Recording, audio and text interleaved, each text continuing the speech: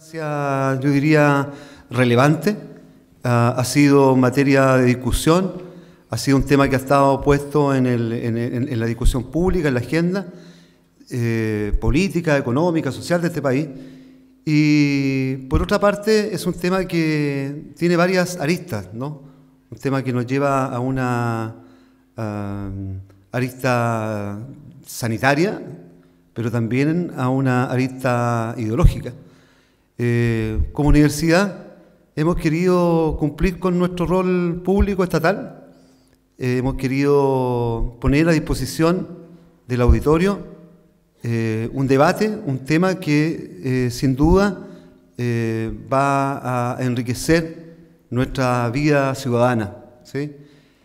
Queremos también señalar que si alguien vino a buscar una confirmación o quiso venir a confirmar su rechazo o su beneplácito al consumo recreativo de la cannabis, la verdad que se va a ir decepcionado o decepcionada, porque lo que está instalado en el tema es el uso terapéutico de la cannabis.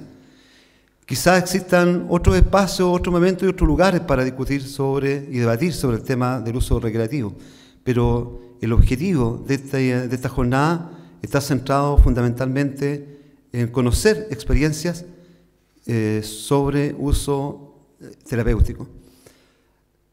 Queremos saludar especialmente a las autoridades, a la gente que ha venido de distintos centros de salud familiar. Queremos saludar al rector de nuestra universidad que lidera, digamos, esta idea de hacer una universidad con apertura hacia todos los temas. Así que, sin más, vamos a saludar ahora a la Fundación Daya. En la primera parte va a exponer Ana María Gasmuri y Paula Meléndez. Ya ellos le contarán cuál va a ser el tema en particular. Vamos a tener un café y luego vamos a tener a dos representantes más de la Fundación para que aborden el tema desde otra arista. Así que, bienvenidas, bienvenidos. Ana María. ¿Te sientas acá? No, voy a estar acá. Okay. Buenos días. La verdad es que estamos muy felices de estar acá esta mañana. Esto está totalmente en sintonía con lo que nosotros nos anima, que es el poder difundir, el poder incentivar la curiosidad, el poder transmitir información a la ciudadanía de manera que sus decisiones puedan ser tomadas de manera más libre, más informada. Todos sabemos que vivimos momentos de transformaciones, momentos en que se cuestionan cómo se vienen haciendo las cosas, en que por lo tanto también hay rechazos a esas transformaciones, lo vemos en todos los ámbitos de nuestra sociedad, justamente cuando queremos ir en la dirección de alguna forma cambiar la situación con esta inequidad estructural que nos define como sociedad, esta sociedad extremadamente mercantilizada, que finalmente ha tenido consecuencias serias para la vida, para la calidad de vida de todos los habitantes de nuestro país. En el ámbito de la salud esto también ocurre y aparecen en el mundo, en el horizonte mundial, tendencias como por ejemplo el uso del cannabis medicinal, que está dando grandes pasos en muchos sectores, ya lo veremos en detalle, y también en Chile en este momento nos permite probablemente transformarnos en líderes de la región en este tema, y por cierto que también produce resistencia en los sectores a lo mejor más conservadores que pretenden o que están comprometidos con sostener el statu quo. Un statu quo que en diferentes ámbitos de nuestra sociedad tiende a favorecer un poco a los mismos de siempre y perpetuar esta situación como de inequidad estructural que mencionaba yo que tenemos. Lo que vamos a hacer nosotros aquí es... ¿Algo le pasó a esto? Yo quiero hacer una presentación que en fondo de alguna manera pueda darnos un contexto, comprender de dónde surge esto de la aplicación terapéutica o medicinal del cannabis, desde qué momento de la historia, ¿es esto algo nuevo?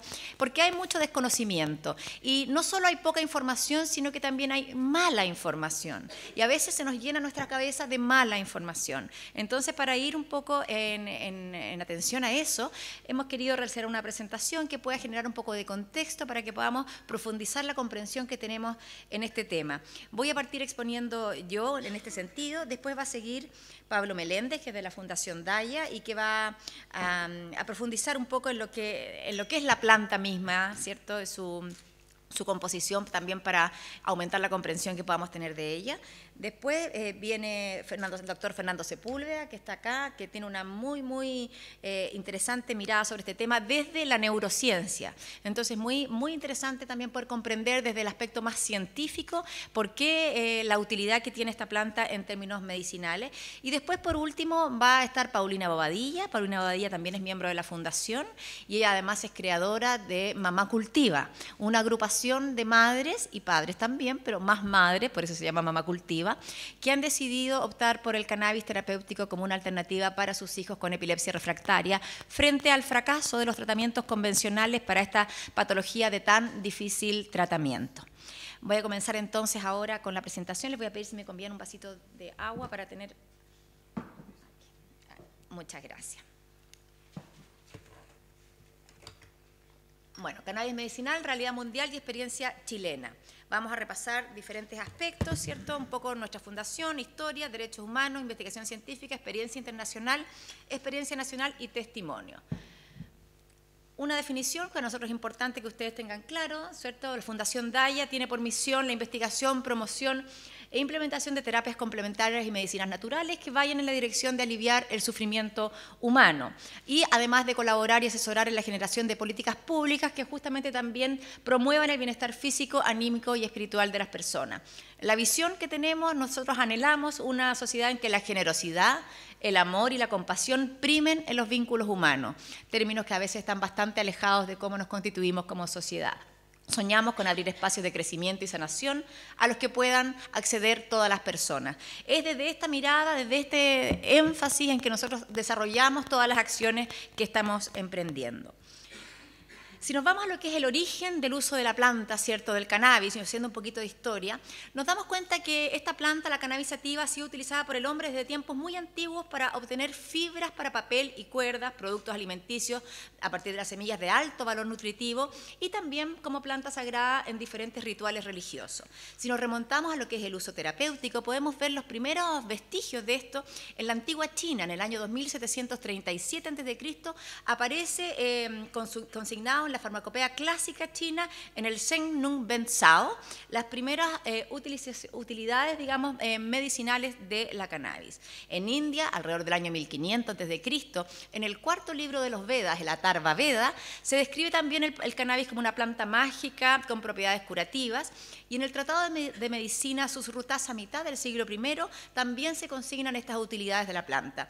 En la medicina ayurvédica, una medicina que está vigente hasta el día de hoy, es utilizada, ¿cierto?, es considerada la planta cannabis como la planta medicinal más importante, utilizándose, ¿cierto?, para la epilepsia, dolores de cabeza, dolores neurálgicos, convulsiones por tétanos y otras patologías. En otras culturas también podemos encontrar vestigios del uso medicinal de esta planta, por ejemplo, en textos procedentes del Antiguo Egipto, de Asiria, Persia, Tíbet, Azerbaiyán, la antigua Grecia, Israel, Palestina y otros países árabes documentan el uso terapéutico del cannabis. También tenemos el antiguo médico famoso, conocido de la antigüedad, ¿cierto?, Galeno, también menciona el uso terapéutico de la cannabis en sus escritos. A lo largo de la historia de la Edad Media, particularmente en Europa, también tenemos una importante reseña en diferentes tratados, como el Física, como el Old English Herbarium, como la Arcana Compositum de Paracelso, etc. Podemos ver entonces diversos autores que van dejando registrado, consignado, las utilidades terapéuticas de esta planta medicinal.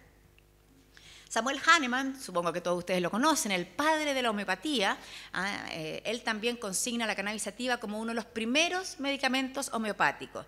Y una larga lista de otros médicos a lo largo de la historia también han promocionado y han utilizado en sus pacientes el cannabis medicinal y todos sus derivados. Aquí hay algo muy interesante, por ahí por el 1800, ¿cierto? Se realiza este informe de la Comisión del Cáñamo Indio por la Comisión de Drogas. Esta fue frente a la preocupación que existía en las autoridades británicas, no nos olvidemos que India era colonia británica, por el alto consumo de cannabis en la cultura india. Se deciden hacer este estudio muy extenso de un año de duración en que entrevistaron a más de 1000 individuos de muy diferentes procedencias, actividades, para poder hacerse una idea de saber si esto finalmente estaba dañando la salud de la población.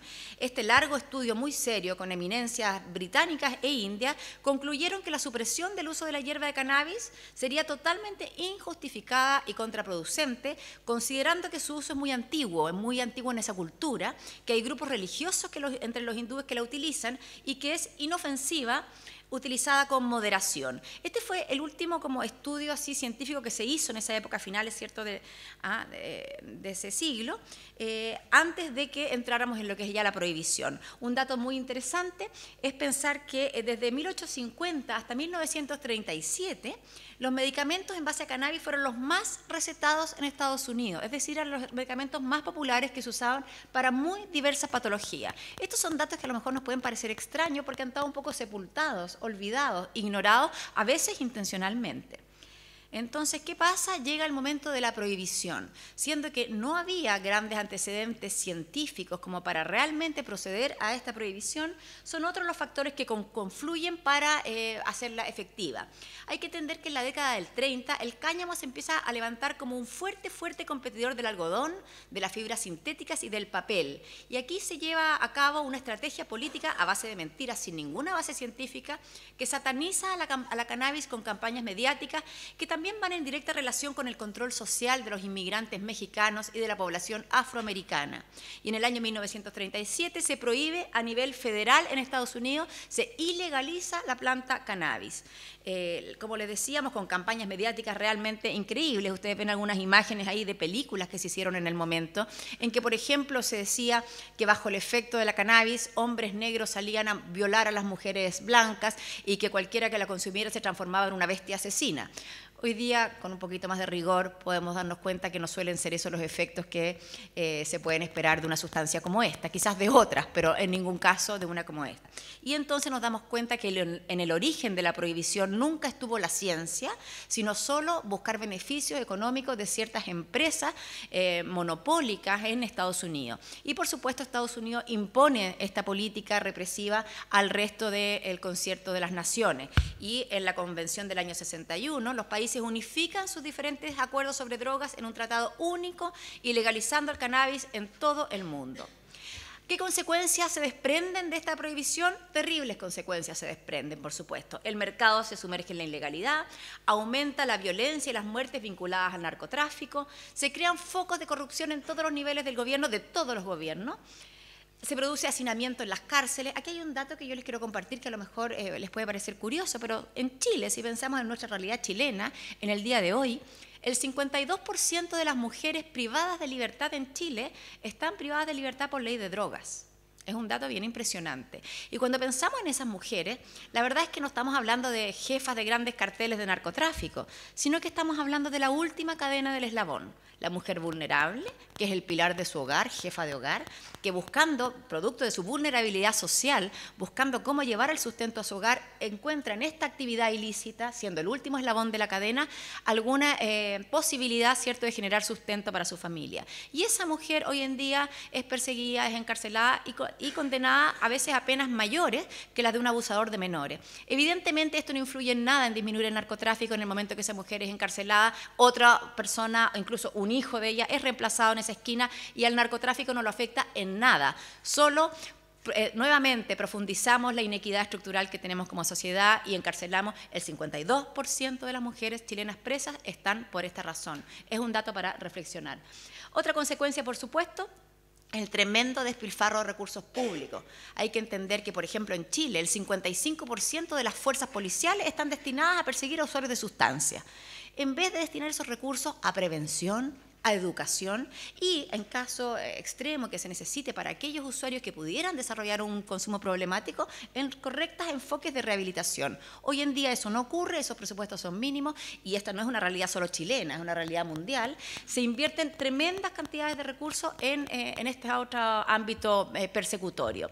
También ocurre aquí la criminalización de la población. ¿Qué quiere decir esto? Que usuarios que por distintas razones, ya sean culturales, ya sean terapéuticas o ya sean espirituales, por el hecho de usar esta planta son tratados como si fueran delincuentes, son criminalizados. Y esto produce un estigma social y tiene gravísimas consecuencias, sobre todo, por cierto, en la población más vulnerable. Un joven de situación vulnerable que ve manchados sus papeles por haber sido sorprendido fumando en una plaza, evidentemente su situación de precariedad se perpetúa, sus posibilidades de encontrar trabajo disminuyen y eso afecta ciertamente a las poblaciones más vulnerables y no a los sectores más acomodados. Eso en Chile también es una realidad.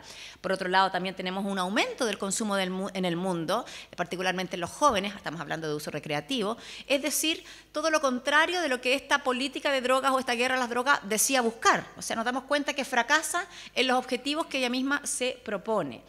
Y aquí, y el último punto, que para nosotros es uno de los más importantes, la prohibición genera como consecuencia un importante atraso en las investigaciones científicas. Y esto, por cierto, que es gravísimo si pensamos en la situación de salud mundial y la falta de cuidados paliativos que existe en todo el planeta.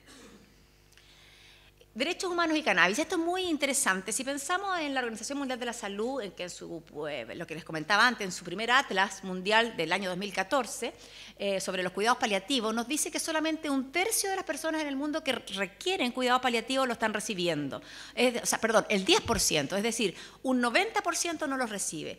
Y ese 90%, 1/3 son pacientes oncológicos. Y aquí lo que nos plantea también la Organización Mundial de la Salud es que estos cuidados paliativos, es decir, el derecho a acceder a una vida digna, aunque sea la última etapa de la vida, ¿cierto?, con dignidad, con la atención adecuada, es un tema de derechos humanos. Y es en este contexto que surge una declaración de derechos humanos para el acceso médico al cannabis y a los cannabinoides. Afirmándose lo que es la Declaración de Derechos Humanos, surge esta iniciativa que dice lo siguiente: todos los médicos tienen derecho a tratar a sus pacientes con cannabinoides y derivados de la cannabis según las prácticas de la buena conducta médica, y todos los pacientes tienen derecho al acceso al cannabis y a los cannabinoides como tratamiento supervisado por un médico, independientemente de su condición social, nivel de vida o medios económicos.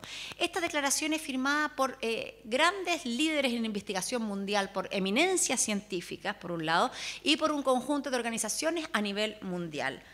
Si vemos, por ejemplo, esta es la imagen, ¿cierto?, esta Declaración de Derechos Humanos, vemos quiénes fueron los que comenzaron con esta política, las diferentes organizaciones provenientes de Estados Unidos, de Alemania, de Italia, República Checa, en fin, una serie de países que importantes organizaciones suscriben esta declaración.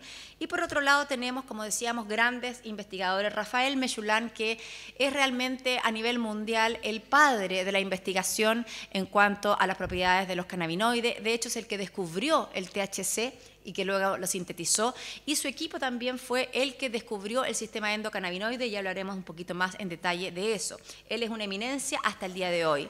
También tenemos, por otro lado, a Manuel Guzmán, un científico investigador español que está haciendo grandes avances en esto que es esta capacidad apoptósica que tienen los cannabinoides, es decir, esta capacidad de llevar al suicidio a las células cancerígenas, particularmente en tumores cerebrales. Esto también él, junto con la doctora Sánchez, Cristina Sánchez, son los que están llevando a la vanguardia en España en la investigación de este tremendo potencial terapéutico de los cannabinoides. Ellos también, por cierto, suscriben esta declaración, y hay otras organizaciones que la suscriben, y ahí podemos ver en Chile, Fundación Daya también firma y suscribe esta declaración de derechos humanos por acceso a los cannabinoides.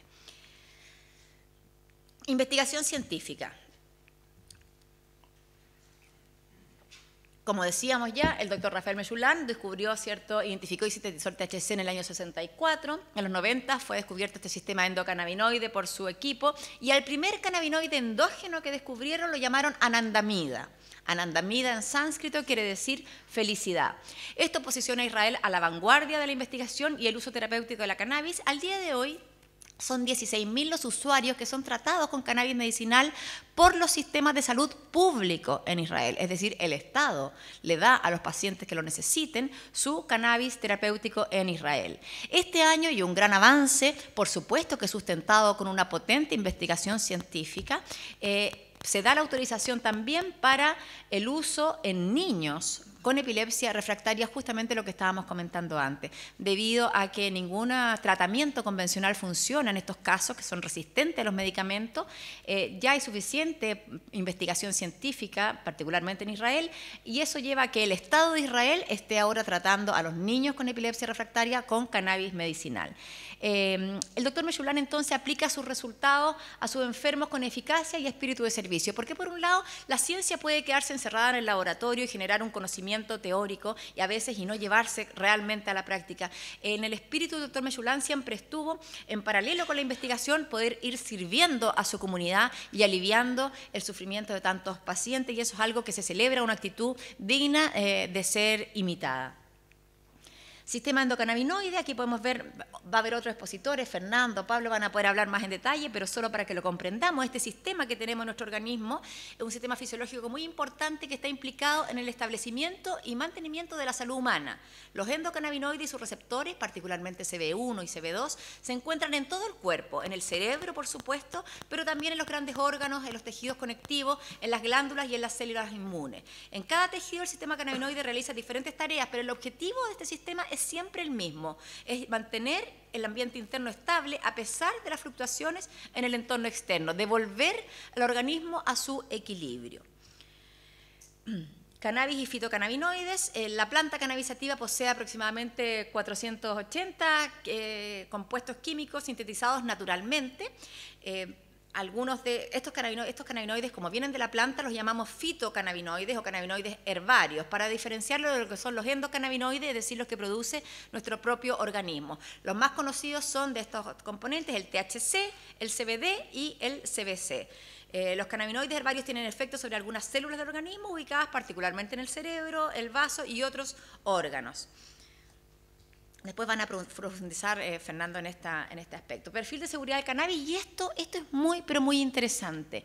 La cannabis, en su estado natural, es una de las sustancias terapéuticamente activas más seguras conocidas por la humanidad, a diferencia de otras sustancias de uso frecuente, como el alcohol, la aspirina, los opiáceos, la nicotina, la cafeína, no produce sobredosis fatales. Todas estas sustancias que nombré antes pueden producir sobredosis fatales. Por ejemplo, me parece que con 14 veces la dosis habitual tú puedes morirte consumiendo aspirina. Con cannabis eso no ocurre. Necesitarías aproximadamente 30.000 veces una dosis habitual para poder llegar a morir. No hay muertes en el mundo vinculadas al uso de cannabis. ¿Por qué mostramos esto? Porque cuando se levanta como el temor de los efectos secundarios del uso de cannabis terapéuticamente hablando, hay que tener en cuenta esto. Es una sustancia segura, no te puede llevar a la muerte como sí lo puede hacer probablemente la mayoría de los medicamentos que usted tiene en su botiquín de su casa. En ese sentido, es una sustancia muy, pero muy segura.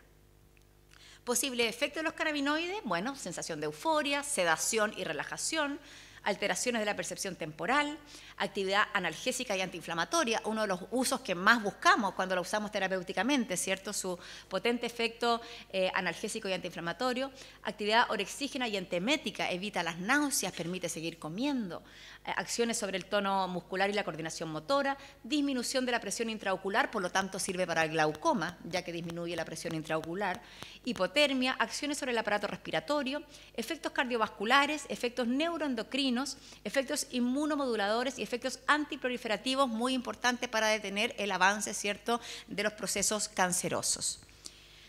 Aquí una breve imagen solo para mostrarles que los fitocannabinoides se pueden utilizar en diferentes momentos. Es decir, las sustancias de la planta cuando están en su estado crudo tienen ciertas características y potencialidades que nos sirven más para algunos usos. Una vez que son sometidos a calor y descarbonizados, uy, la palabra me costó, esas sustancias se transforman y también se modifican su utilidad y su aplicación. Y también cuando se usa la planta madurada tenemos diferentes usos. Esto ya es un poco más específico, pero solo para mostrarles la versatilidad, que tenemos diferentes maneras de utilizar la planta. Por ejemplo, cuando la utilizamos cruda, El THCA, que el componente que está presente en la planta cruda, no es un componente psicoactivo y tiene grandes utilidades. Al someterla a calor se transforma en THC y ahí sí aparece su factor psicoactivo. Hay mucha gente que ignora esto. Por ejemplo, entonces, al usarla de manera cruda, ese efecto secundario que para algunos puede ser desagradable, ¿cierto?, se evita por completo. Es decir, tenemos una gama de posibilidades para trabajar con esta planta en sus diferentes etapas de maduración. Fitocannabinoides, decíamos, ¿cierto?, son estos cannabinoides que vienen de la planta, que tienen su origen en la planta.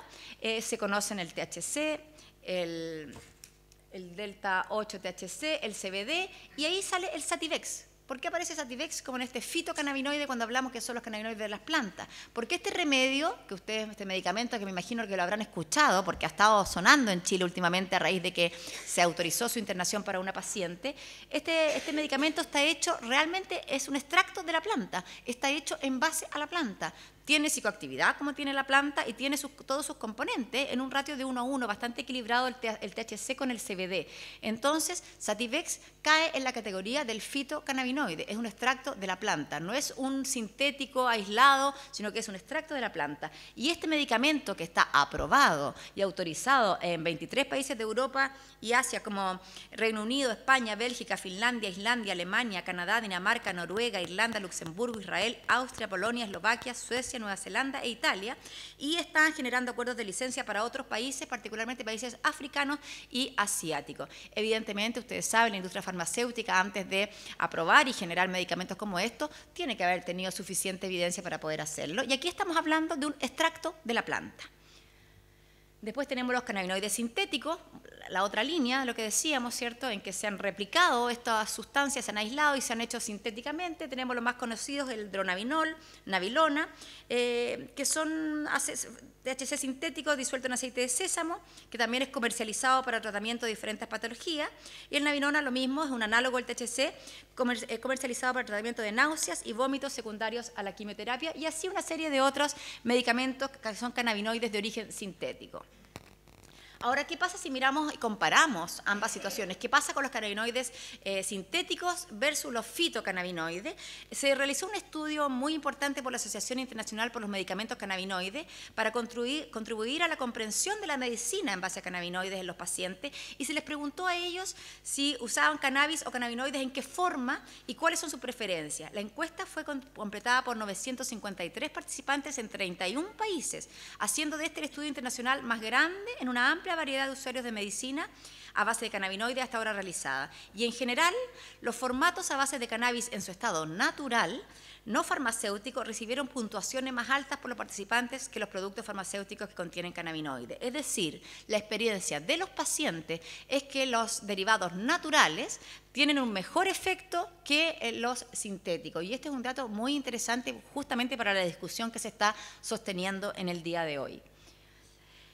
Después tenemos qué patologías son susceptibles de ser tratadas con cannabis. Aunque parezca increíble, casi 200 patologías pueden ser ayudadas con tratamiento a base de cannabis. Epilepsia, esclerosis múltiple, glaucoma, dolores crónicos, cáncer, asma, depresiones, anorexia, adicciones, insomnio, artritis y afecciones inflamatorias, espasmos, migraña, enfermedades neurológicas, SIDA, lupus y otros.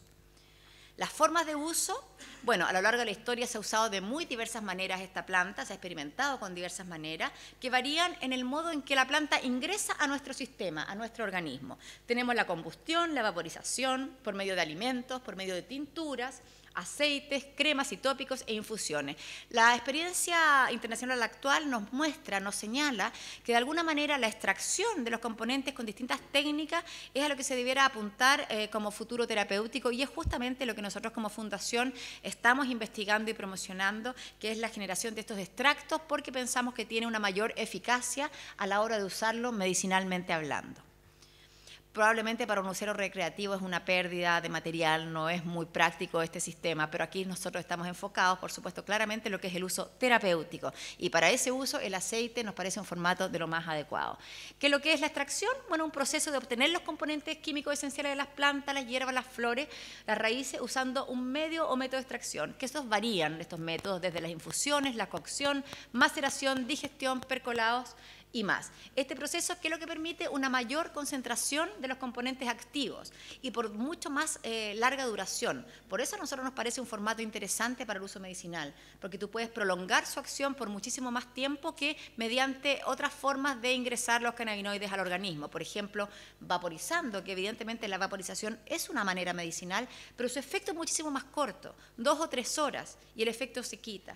Usando los extractos apropiadamente, tú puedes tener hasta 12 horas de alivio. Por lo tanto, nos parece que es más fácil manejar y también con menos efecto secundario, con menos psicoactividad, digámoslo directamente, que muchas veces puede ser un efecto secundario molesto para los pacientes, para los usuarios medicinales. Cuando uno genera la tolerancia y parte con dosis muy pequeñas, va regulando esto y puede tener una vida totalmente funcional en que estos efectos secundarios no estén en absoluto presentes y permite entonces tener todos sus beneficios, pero sin los inconvenientes. ¿Qué pasa con la experiencia internacional? Este es el estatus legal de cannabis medicinal en el mundo. Si ustedes se fijan y miran Chile, van a decir, ¿qué es lo que pasa? ¿Por qué está en azul? Dice legal. Sí, pues, el problema es que mucha gente lo desconoce. En nuestro país es legal el uso de todas las sustancias, ya sea en términos recreativos o medicinales. Lo que está complicado es los actos preparatorios para acceder a dicha sustancia. Eso no es legal. Pero en el caso de los usuarios medicinales con respecto al cannabis, está la excepción a la ley. Que un usuario medicinal cultive, por ejemplo, su propia planta, está permitido en nuestra actual legislación. Y mucha gente lo desconoce, ¿cierto? Y no solamente el público, hay que reconocer que a veces lo desconocen las policías, los fiscales, es decir, es un desconocimiento más profundo el que existe aquí. Pero si nos vamos a lo que dice la ley, y cuando lo hemos analizado, y así lo hemos hecho con los diputados, ¿cierto? Lo hemos hablado ampliamente en discusión en las mesas del Senda, etcétera, efectivamente es así. El uso medicinal en Chile sí está permitido, no está normado y no está facilitado, que eso es necesario hacerlo, pero sí está permitido, no están concurriendo en un acto ilegal. Eso es importante aclararlo. Experiencia en Estados Unidos, bueno, ustedes ya saben, 23 estados en Estados Unidos ya están absolutamente alineados con esta tendencia del uso medicinal del cannabis, además de 2 estados en que está liberalizado el uso, el cannabis para todos sus usos. Esto es una tendencia irreversible, ya claramente vemos que a pesar de que la ley federal dice lo contrario, cada estado de manera autónoma ha decidido mediante plebiscitos, consultas ciudadanas, decisiones de sus autoridades electas, han ido encontrando sus modalidades y van en esta dirección, y hay más estados que en este momento justamente están viviendo estos procesos para atender hacia la autorización del cannabis medicinal. Esto es una tendencia claramente irreversible. También otro hecho importante en Estados Unidos es que este año la cannabis regresó al catálogo oficial de la farmacopea vegetal de Estados Unidos. Se hizo una monografía en que se estudia en detalle y se habla de todas las aplicaciones que tiene el cannabis, y esta planta había estado proscrita de este catálogo durante más de 70 años. Y hoy en día, a la luz, ¿cierto?, de los avances y del conocimiento y de la experiencia que se va acumulando, se vuelve a reintegrar entonces a la farmacopea americana. Aquí hay una serie de datos que me gustaría compartir con ustedes porque yo creo que iluminan un poco esta conversación y esta discusión. Un 25% menos de muertes por sobredosis de opioides en los estados que permiten el cannabis medicinal se han registrado en el último tiempo. Se hizo un estudio multicéntrico publicado en JAMA Internal Medicine que examinó la tasa de muerte causada por sobredosis de opioides entre 1999 y 2010. Y los 24 estados con leyes sobre cannabis medicinal tienen una mortalidad por sobredosis de opiáceos anual 24.8% menor después de promulgar dichas leyes que los estados que no tienen estas leyes, lo que indica que un tratamiento con cannabis puede ser mucho más seguro para los pacientes con dolor crónico por cáncer u otra enfermedad. Es interesante también tener en cuenta que el 60% de todas las muertes por sobredosis de analgésicos opioides se producen en pacientes que tienen recetas legales, recetas hechas por sus médicos, el 60% de esas muertes. Esto lo dijo el principal autor del estudio, el doctor Marcus Bachhuber. Y él dice textualmente, las personas que ya toman opioides para el dolor pueden complementarlo con la marihuana medicinal y así ser capaces de reducir las dosis de analgésicos, reduciendo de esta forma el riesgo de sobredosis. Entonces aquí tenemos algo muy interesante, que se produce una buena sinergia entre los opioides y los cannabinoides y nos permite mantener controladas las dosis de opioides. Y esto nos parece que es un tremendo beneficio para aquellos pacientes que por tener patologías con dolores crónicos y agudos necesitan recurrir a este tipo de analgesia. Otros resultados del estudio muestran que la relación entre las menores muertes por sobredosis de opioides y la legalización de la marihuana terapéutica se fortalece en el tiempo. Las muertes fueron casi el 20% más bajas en el primer año después de la legalización del cannabis medicinal y del 33,7% menos a los 5 años. Es decir, una estadística que va aumentando. En la medida en que son más los estados y mayor la socialización que se hace de este uso medicinal, estas muertes también van descendiendo, lo que nos parece un dato sumamente relevante. Experiencia en Colorado. Colorado es un caso particular. Saben ustedes que aquí se despenalizó todo el uso y esto genera mucha polémica. ¿Qué va a pasar? ¿Se va a disparar los consumos? ¿Va a aumentar la delincuencia? Solo como datos anecdóticos. ¿Y por qué los ponemos acá? Aunque estemos hablando de cannabis medicinal, es importante siempre generar el contexto global, el contexto general en que esto ocurre, porque no son procesos aislados, ¿no? Y nos encontramos que entre el 1 de enero y el 30 de abril, la estadística en Denver, que es la principal ciudad de Colorado, nos dice que descendieron un 10,6% los delitos violentos y contra la propiedad en comparación con el mismo lapso del año anterior, que los homicidios se redujeron a menos de la mitad del año pasado, los homicidios menos de la mitad. Este nos parece un dato sumamente significativo y que el robo de vehículos se redució más de un tercio. No alcanzamos a incorporarlo en nuestra presentación, pero salió una nueva estadística de la que la criminalidad y la violencia entre los jóvenes también disminuyó notablemente. Es decir, al parecer, cuando vamos más bien por el camino de la regularización, de ordenar los efectos negativos que tienen relación con el uso de sustancias y todo el tráfico que se produce, disminuye notablemente y nos parece que eso es un importante beneficio social. Vamos ahora a lo que es el caso de Portugal, que también es muy interesante en este sentido. Portugal vivió una situación muy crítica hace 13 años atrás. Vieron que tenían un aumento muy considerable que afectaba la salud pública de uso de drogas duras en una gran cantidad de población. Tenían un aumento realmente alarmante. Frente a eso se plantearon cuáles son los escenarios posibles, qué es lo que podemos hacer.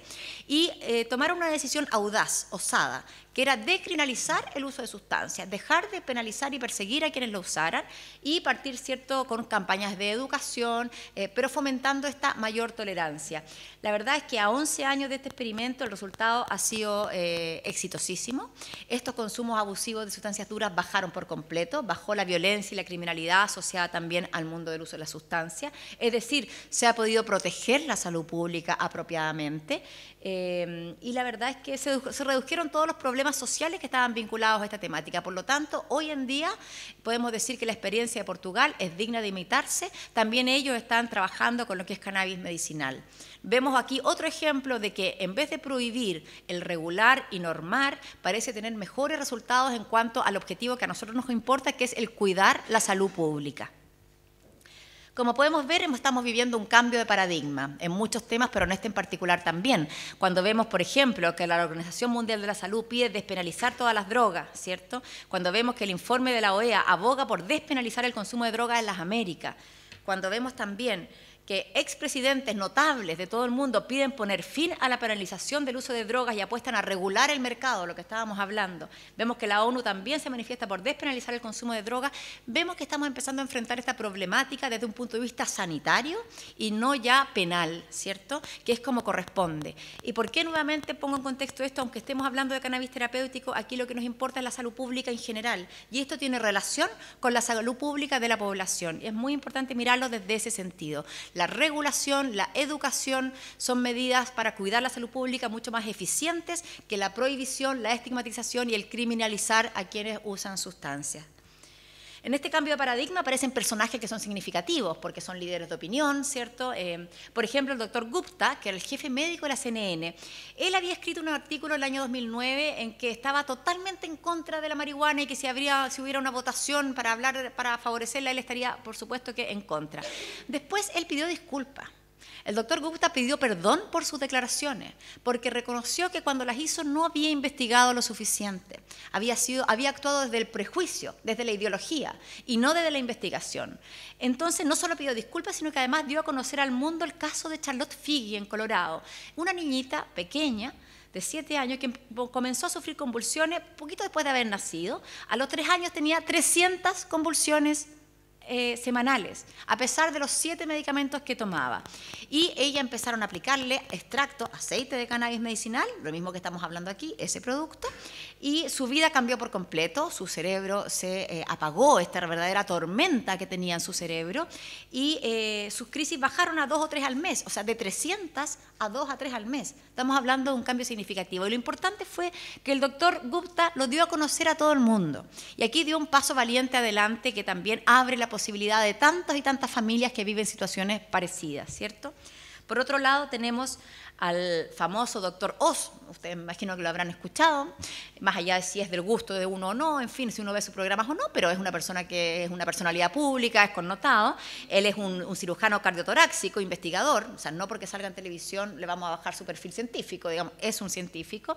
Y él también había tenido una postura en contra del uso de la marihuana en todos sus aspectos y también es uno de los reconvertidos, después de haber investigado con mayor profundidad, y dice que sí, que la mayoría de ellos, de los doctores, han llegado a creer que la marihuana es muy beneficiosa cuando se usa correctamente con fines medicinales.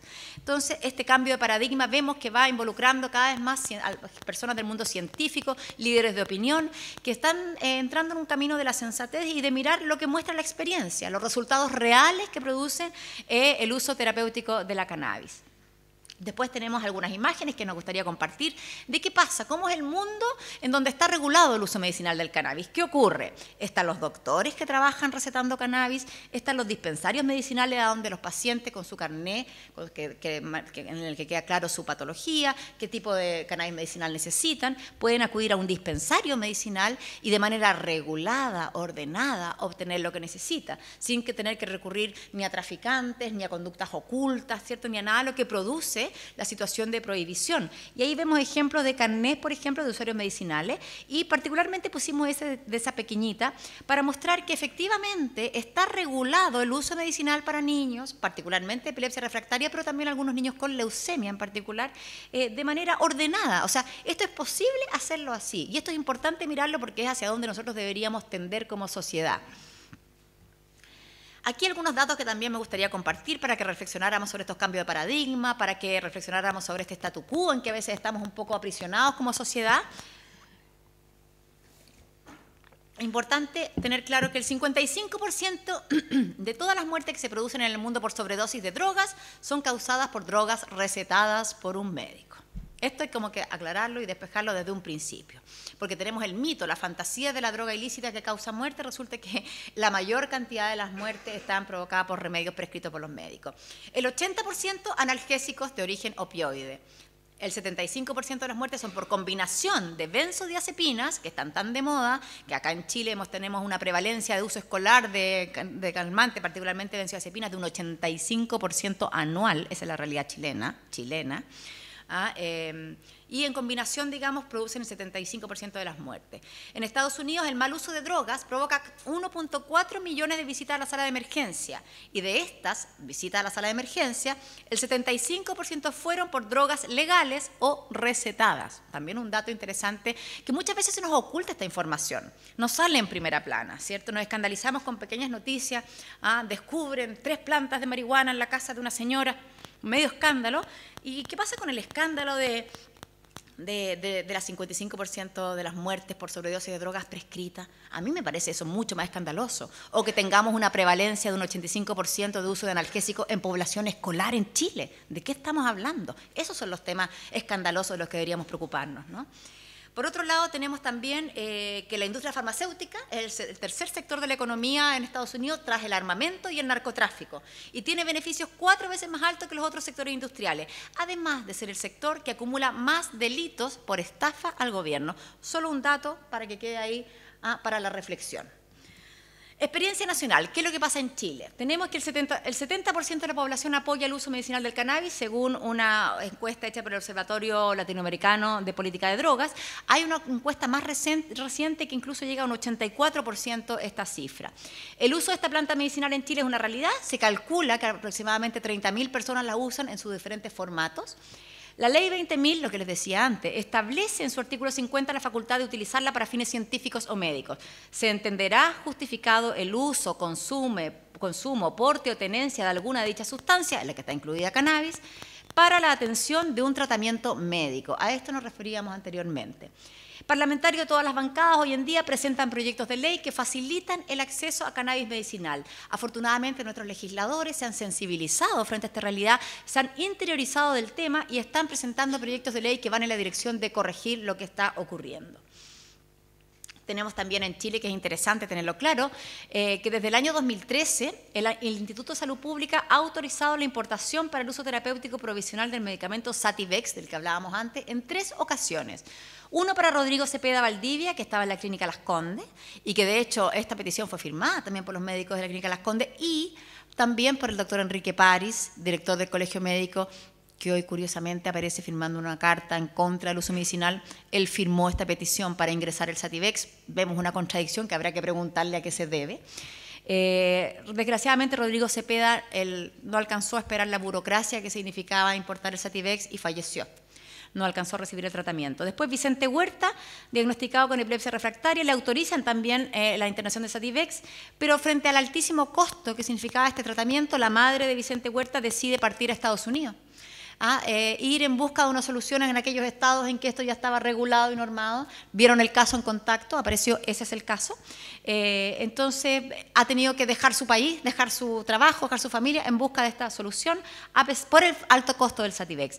Y el tercer caso en que se autorizó es Cecilia Haider, que tiene un lupus eritematoso y cáncer de mama. Y efectivamente este caso sí llegó a buen término, el Sativex entró a nuestro país. ¿Y cuál es la importancia de esta internación? Porque por el alto costo nos damos cuenta que este no va a ser el mecanismo de integrar este medicamento al arsenal terapéutico nacional. Sería nuevamente un producto de élite solo para aquellos que pudieran pagarlo y no que va a estar al acceso a toda la población. En el caso de Cecilia se usa una colecta nacional para juntar la plata. Tan de los bingos y de todas esas cosas que tenemos que hacer cada vez que hay una necesidad médica, que realmente es como vergonzoso como sociedad que nos pase eso. Para el Cecilia hubo que hacer una campaña para juntar los $6.000 que costaba el tratamiento para 3 meses. O sea, realmente increíble. Pero lo importante es que con esta internación, ¿cierto?, con esta autorización, es primera vez que el Estado de Chile reconoce de facto las propiedades terapéuticas del cannabis, siendo improcedente su permanencia en la lista 1. Es decir, aquí se produce una contradicción. Pero es el hecho de que el Estado autorice y reconoce este uso medicinal.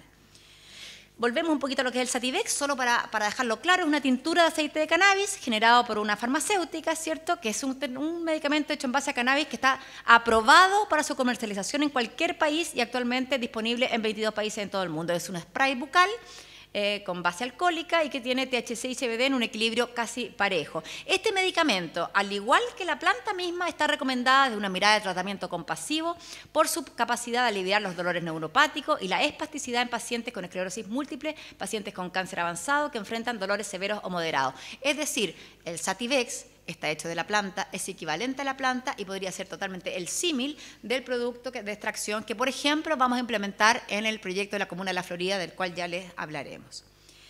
Otras cosas que están pasando en nuestro país que son interesantes: existe un informe del Comité de Evaluación de la Ley de la Cámara de Diputados en enero de 2014, hay un error ahí en la fecha, sobre la Ley 20.000, y esta comisión recomendó considerar el uso terapéutico del cannabis normando sus vías de obtención, control de producción, distribución y consumo. Isabel Allende, presidenta del Senado, dice: comparto la opinión de la ministra Molina acerca de definir la viabilidad del uso terapéutico y el autocultivo de cannabis. La presidenta del Senado, es decir, la segunda mujer más importante de nuestro país, no es menor.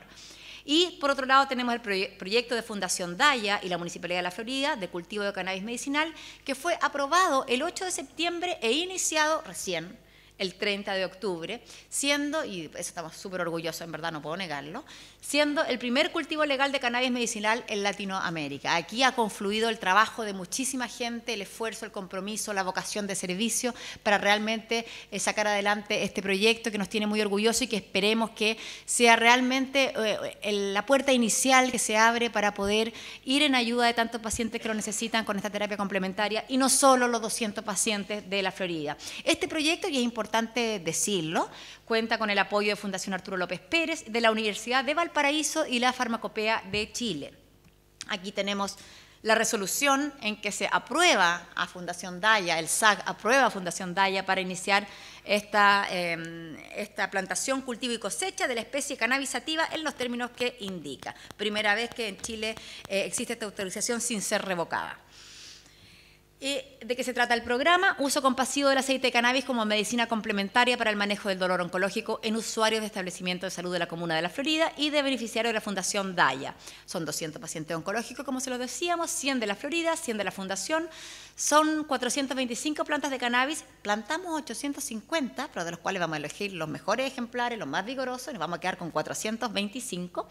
Van a ser 7 meses de cultivo, al término de los cuales se procederá a la cosecha y extracción del aceite de cannabis. Y se va a comenzar la implementación del estudio clínico que dura 1 año, desde 2015 a 2016. Es decir, está la intervención comunitaria en que se beneficia a los pacientes con esto, pero además todo el seguimiento y el estudio clínico que se desprende. Entonces también tenemos el orgullo de decir que por primera vez estamos colaborando, realizando estudios que van en dirección de enriquecer la ciencia nacional para tener mayor conocimiento con respecto al uso terapéutico del cannabis. Los médicos, las sociedades médicas decían, ¿cierto?, faltan estudios. Por supuesto que faltan estudios, por eso estamos haciendo esto.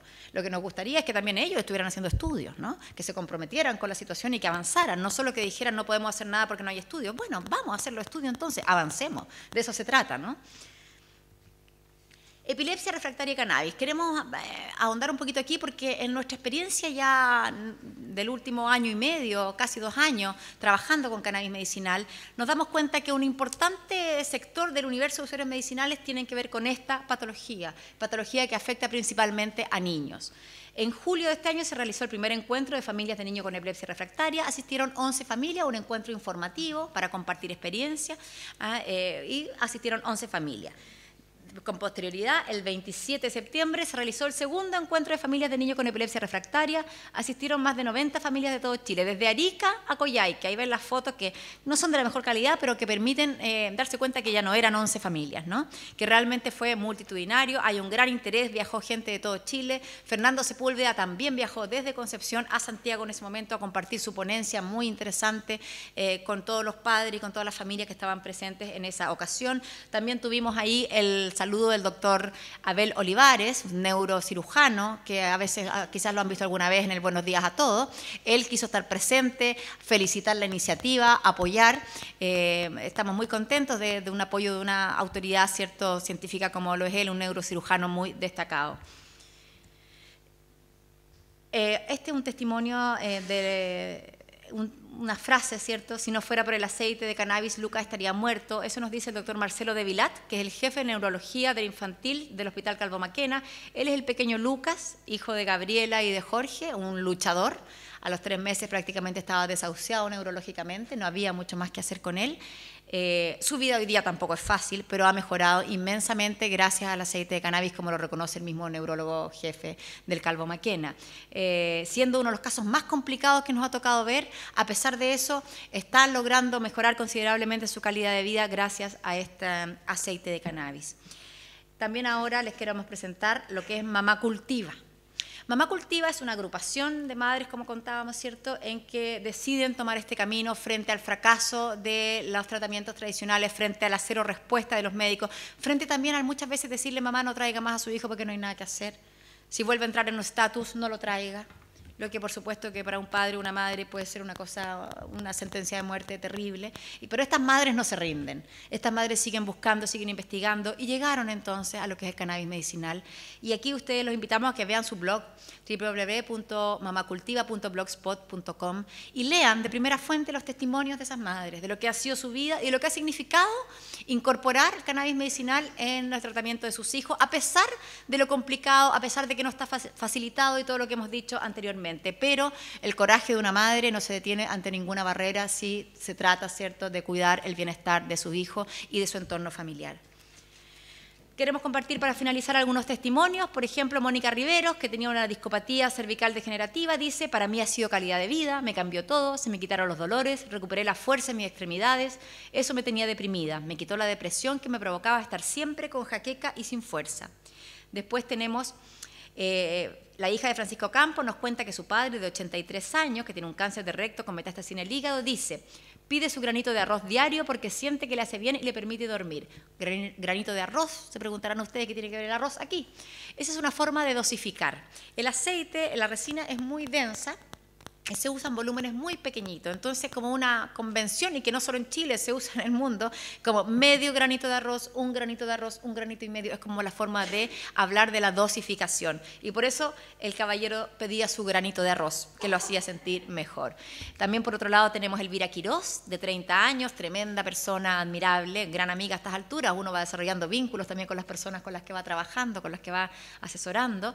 Ella tiene una distonía generalizada con 2 palidotomías, realmente una condición muy, pero muy severa, que le inhabilitaba grandemente, y desde que está usando el aceite de cannabis su realidad se ha transformado tanto que hoy día está dedicada a la escalada y compite en juegos especiales, ¿cierto?, para personas con capacidades diferentes, y le va muy bien. Estuvo en España recién y salió tercera, le fue muy bien. Con ella tuvimos que hacer una gestión que es una autorización médica porque hacen doping, y ella tuvo que viajar con su aceite de cannabis y usarlo. Si no lo usa no puede competir, no puede estar, y no tuvo problema, le aceptaron su justificación médica elaborada desde un médico acá en Chile, que ella partió con eso allá, no tuvo ningún problema y pudo competir, le fue muy bien con el aceite, y ella dice, con el aceite me siento libre de la prisión en que a veces se transforma su cuerpo, que no para de estar con constantes movimientos espasmódicos, y eso puede realmente llegar a ser una prisión. Entonces con el aceite ella se siente libre.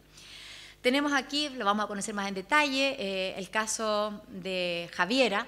Paulina, que es su mamá, nos cuenta, Javiera tiene una esclerosis tuberosa, que eso genera una epilepsia refractaria, y Paulina nos cuenta, este medicamento fue lejos lo mejor que nos pasó como familia, ya que la desesperación se había apoderado de nosotros. Se llegaron a usar hasta 6 anticonvulsivantes, todos con efectos horrorosos. Entre operaciones, rehabilitación y convulsiones, ya mi pequeña no tenía vida.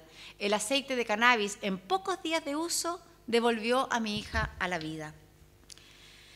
Otro testimonio, una paciente, Amapola Ruiz, con un rarísimo cáncer a la sangre, dice, empecé a tomar el aceite de marihuana y fue una cosa que todavía no me convenzo. Podía moverme por la casa y no cansarme. Sin esto estaba perdiendo vida. Pensé que iba a estar en la cama para siempre. Todos deberían probarlo y después decidir. Sentirse como me siento ahora no tiene precio, nos dice Amapola.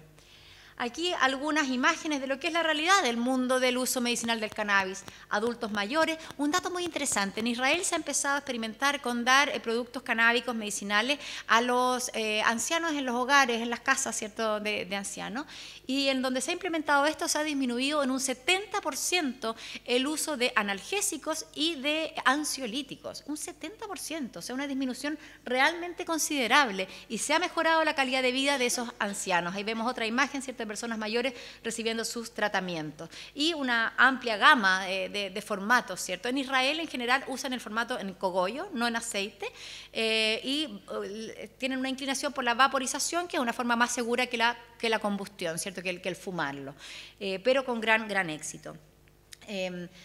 Saber que el cannabis puede ayudar a aliviar el sufrimiento y no hacer nada, a nuestro entender, ese es el verdadero crimen, y eso hay que tenerlo claro. Aquí tenemos otras imágenes de la realidad en Israel, los diferentes formatos que se trabajan, y una frase que es muy importante del doctor Rafael Mechoulam: los cannabinoides son un tesoro medicinal que aún espera ser descubierto. Es decir, lo que tenemos hoy día es la punta del iceberg. Y justamente por lo que hablábamos, la prohibición retardó mucho el avance de la investigación. Una sustancia con tantas propiedades debería estar en fases mucho más avanzadas de investigación, pero el prejuicio, el tabú, la ideología ha impedido que eso ocurra. Afortunadamente en Chile hoy día estamos dando un paso adelante y estamos venciendo esos prejuicios y esos tabús, a pesar de que, como es natural, hay reacciones, hay resistencia, pero la ciudadanía va empujando esto, la experiencia de los usuarios que se van dando cuenta de lo que significa en sus vidas, van también desafiando e involucrando a los médicos para que se comprometan en este proceso.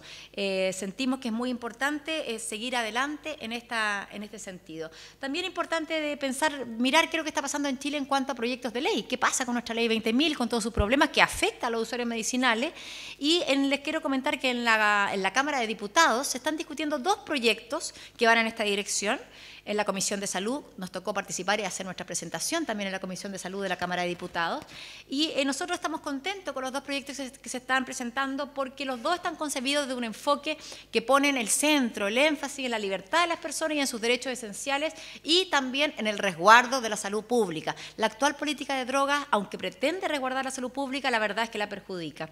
Los 2 proyectos identifican con claridad las contradicciones de la Ley 20.000 y los gravísimos efectos legales y sociales que ha significado su implementación, como comentábamos antes, y los dos reconocen el aporte que la evidencia científica le ha hecho a racionalizar el tratamiento legal de las plantas medicinales en general. En lo concreto, ambos proyectos plantean la despenalización efectiva del consumo y permiten y regulen el autocultivo de cannabis. Aún así, falta precisar y definir racionalmente umbrales de cultivo, posesión y porte. ¿Por qué? Estos proyectos van en la dirección de despenalizar el autocultivo para todos los fines, pero al definir las cantidades tenemos que diferenciar. Los usuarios medicinales necesitan muchísimo mayores cantidades para sus preparados medicinales que un usuario recreativo, y por lo tanto es importante que en la ley también se haga esa diferencia, porque si no fácilmente un usuario medicinal puede ser acusado de tráfico por la cantidad que tiene, sin entender que, por ejemplo, para poder hacer el aceite, la resina, se requiere una gran cantidad, que es muy distinto a las cantidades que requiere un usuario lúdico, un usuario recreativo o un usuario espiritual. Entonces, por eso es importante, para proteger al usuario medicinal, definir estas cantidades permitidas que son diferentes para el uso medicinal que para los otros usos. Consideramos positivo también no reducir las reformas a la ley solo al cannabis, porque las inconsistencias de la ley 20.000 no solo afectaban el uso terapéutico de esta planta, sino también de otras plantas medicinales que están siendo exploradas por la ciencia y que están probando su uso terapéutico. Es decir, si hay otras plantas medicinales que se puede ir demostrando que realmente tienen un beneficio para el ser humano, es importante que no vayan siendo prohibidas o que no queden atrás con respecto a la cannabis, sino que podamos irla implementando también en una tendencia que es tendencia en el mundo de recuperar una salud más natural, más holística, más orgánica, confiando en el equilibrio de la naturaleza. Hemos sufrido una excesiva medicalización de la salud, ¿cierto? Que todo se trata con medicamentos farmacológicos, y si pensamos y nos remontamos un poquito más atrás a nuestros abuelos o bisabuelos, había un conocimiento ancestral, había un conocimiento de las plantas medicinales, de los usos tradicionales que se ha ido perdiendo y que es importante rescatar, y es importante que no quedemos atrapados en una legislación que nos impida recuperar esas tradiciones ancestrales que pueden ir en la dirección de favorecer un estilo de vida más saludable, más orgánico, más amable con el entorno, con el medio ambiente, para un poco pretender revertir el estado de crisis en que hemos llegado como humanidad y como planeta. Las reformas a la ley deben facilitar el camino a la investigación de plantas que puedan ayudar a mejorar la calidad de vida, tanto en términos materiales como espirituales del ser humano. Aquí, ante la declaración, no sé si ustedes supieron, frente a este auge que está teniendo en Chile, ¿cierto?, el cannabis medicinal, frente al proyecto que nosotros estamos llevando adelante y los otros proyectos que estamos desarrollando, surge una declaración de las sociedades médicas que es necesario comentar, que no se pueden dejar pasar así tan simplemente. Y en ese sentido nosotros queremos decir que estas declaraciones que ellos han hecho, un poco diciendo que no existe evidencia suficiente, que no están de acuerdo con el uso medicinal del cannabis, hay que dejar claro a la ciudadanía que ellos no representan en ningún caso a toda la comunidad científica ni médica.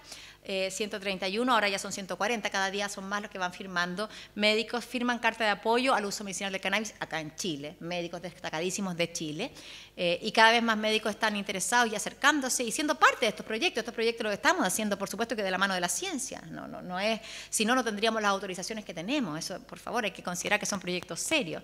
Y también consideramos científicamente poco rigurosa la declaración de las sociedades médicas, imprecisa conceptualmente y sin reseñar fuente alguna, lo que nos parece, viniendo de comunidades científicas, nos parece cuestionable. O sea, hay que ser un poco más prolijo en ese sentido. Y, por ejemplo, cuando hablan de la planta, hablan de marihuana.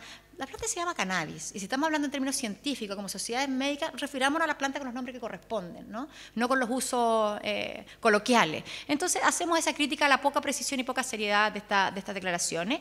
Y por otro lado, nos queda claro que estas declaraciones desconocen la tendencia mundial de incorporar la cannabis medicinal en el arsenal terapéutico, que nos parece retrógrado esto, basado más en la ideología que en la evidencia. Y eso es natural, es parte de lo que hemos estado conversando, ¿cierto? La resistencia frente a los cambios. Siempre hay sectores conservadores que pretenden mantener el statu quo, pero lo interesante es ver que la ciudadanía siempre va más allá y empuja las cosas más allá, y que siempre va a haber profesionales más abiertos, de mente más amplia y más realmente conectados con la necesidad de las personas, no solo en su laboratorio o desde la teoría, sino con un vínculo real de personas a personas, y que puedan ver y puedan ser testigos de qué es lo que sirve y qué beneficia a las personas y qué no. Eso es muy importante de considerar. para dar más fuerza a lo que decíamos antes, por ejemplo, la cannabis medicinal en el mundo, ¿qué pasa? ¿Dónde se está usando? Y para que veamos la seriedad de los países donde se está trabajando con esto. En 23 estados de Estados Unidos, Austria, Alemania, Bélgica, Reino Unido, Canadá, Portugal, Uruguay, República Checa, Italia, Finlandia, Israel, Holanda, España. No podemos pensar que realmente estos países son poco serios a la hora de incorporar a su arsenal terapéutico el uso medicinal de la cannabis. Evidentemente están respaldados por conocimiento e información suficiente. Un dato interesante, ya les contábamos que en Israel es el Estado el que distribuye cannabis medicinal, y ahora en Italia se ha comenzado una gran plantación de cannabis medicinal de parte del Estado en terrenos militares. Y ellos pretenden transformarse en líderes de la región. Ellos tienen un clima muy similar al nuestro, por lo tanto tienen, al igual que nosotros, las mejores condiciones para producir cannabis medicinal. Y ellos ya tomaron ese camino, y en Italia también va a ser el Estado el que va a distribuir a través de sus sistemas de salud cannabis medicinal para su población, y también están pensando incluso en exportar. Algún día, cuando la despenalización de las drogas sea una realidad, los historiadores mirarán hacia atrás y sentirán la misma vergüenza que nos produce hoy la Inquisición, nos dice el juez penalista de Madrid, Javier Martínez Lázaro. Una reflexión para terminar, y vuelvo a reiterar, la prohibición ha generado gravísimos daños sociales, no solo en nuestro país, sino también en todo el mundo, y pensamos que eso es lo que más ha dañado la salud pública. Es necesario reconsiderar estos factores y poner de verdad en el centro al ser humano, su bienestar, su equilibrio, la generosidad, la empatía y la flexibilidad, y abrirse a los nuevos caminos que hoy día buscan recuperar el equilibrio perdido por el ser humano. Muchas gracias.